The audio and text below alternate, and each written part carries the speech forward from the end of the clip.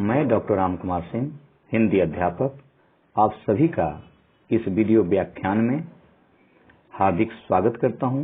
आज मैं केंद्रीय माध्यमिक शिक्षा बोर्ड दिल्ली द्वारा कक्षा द्वादश के लिए निर्धारित पाठ्यपुस्तक आरोह भाग 2 के गद्य खंड से भक्तिन पाठ का सार संक्षेप प्रस्तुत कर रहा हूं।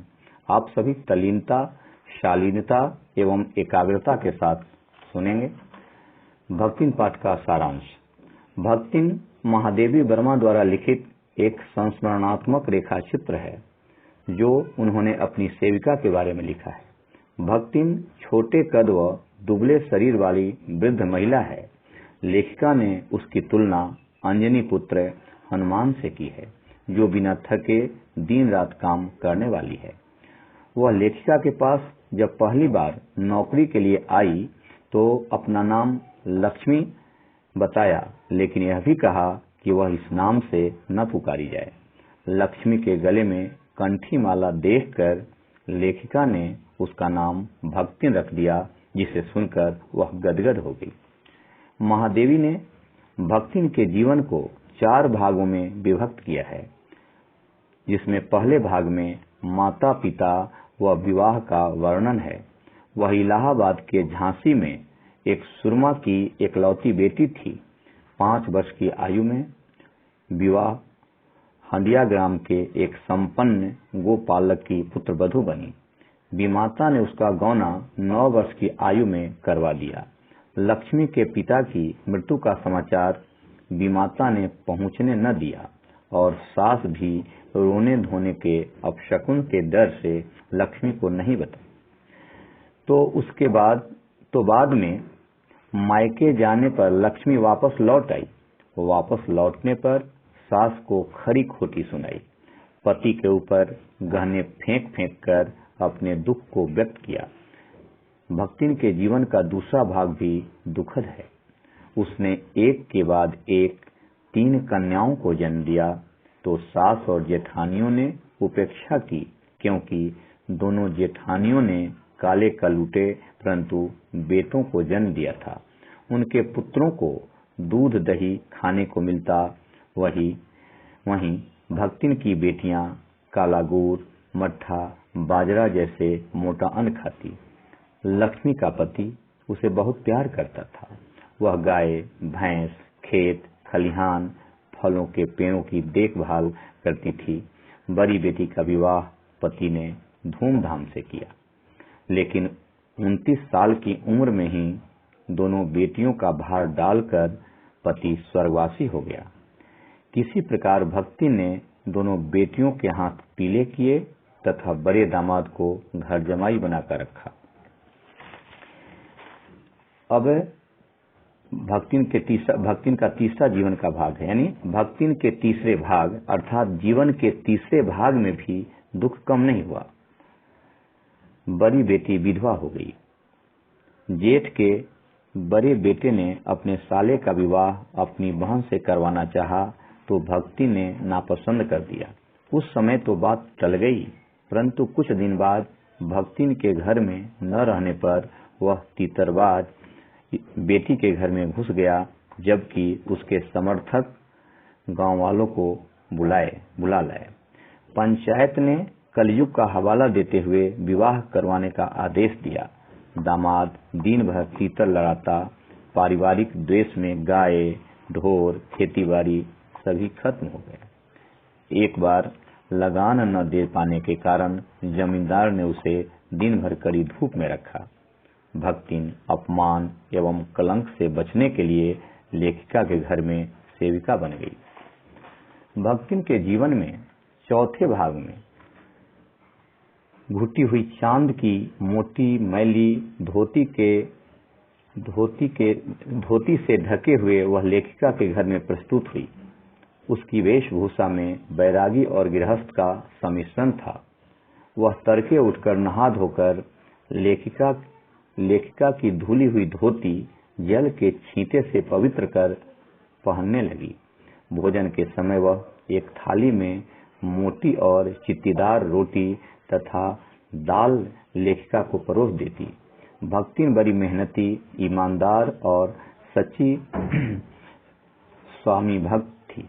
लेखिका की सेवा करना उसका धर्म बन गया था। भक्तिन का स्वभाव ऐसा बन गया था कि वह दूसरों को अपने मन के अनुसार बना लेती थी, लेकिन स्वयं परिवर्तित नहीं होती थी।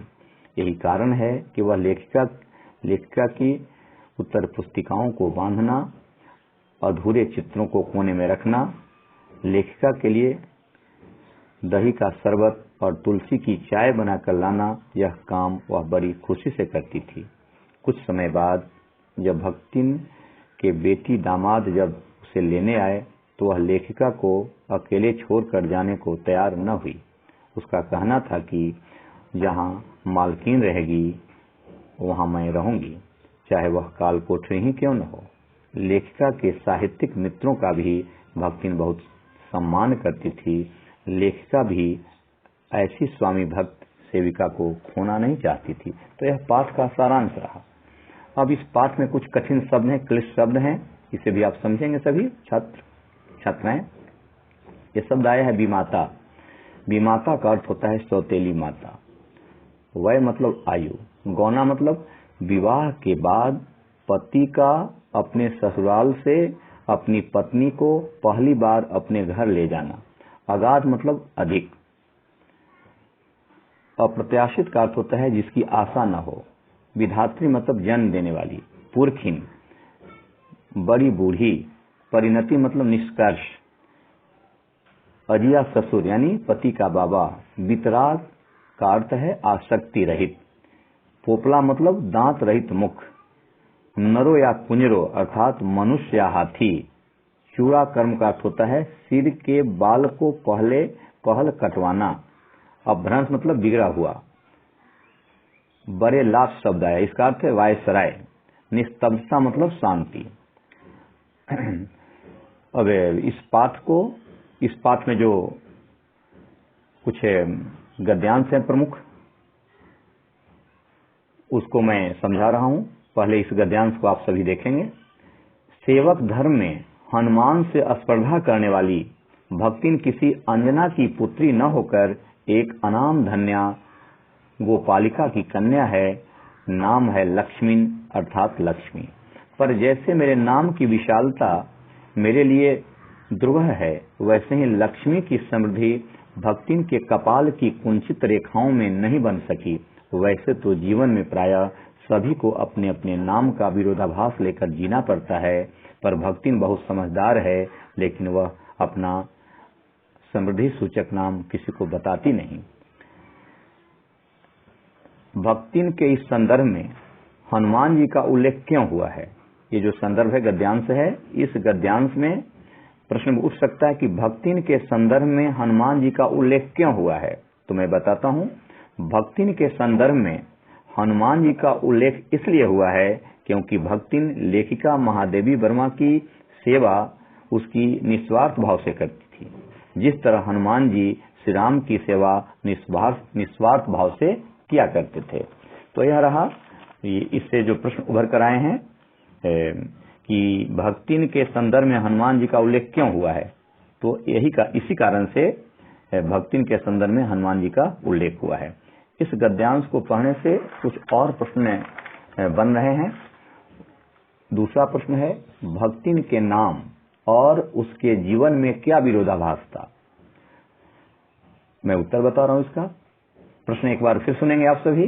भक्तिन के नाम और उसके जीवन में क्या विरोधाभास था? उत्तर है, भक्तिन का वास्तविक नाम लक्ष्मी था, जो वैभव, सुख, संपन्नता आदि का प्रतीक है, जबकि भक्तिन की अपनी वास्तविक स्थिति इसके विपरीत थी। वो अत्यंत गरीब, दीनहीन महिला थी, जिसे वैभव, सुख आदि से कुछ लेना देना न था। यही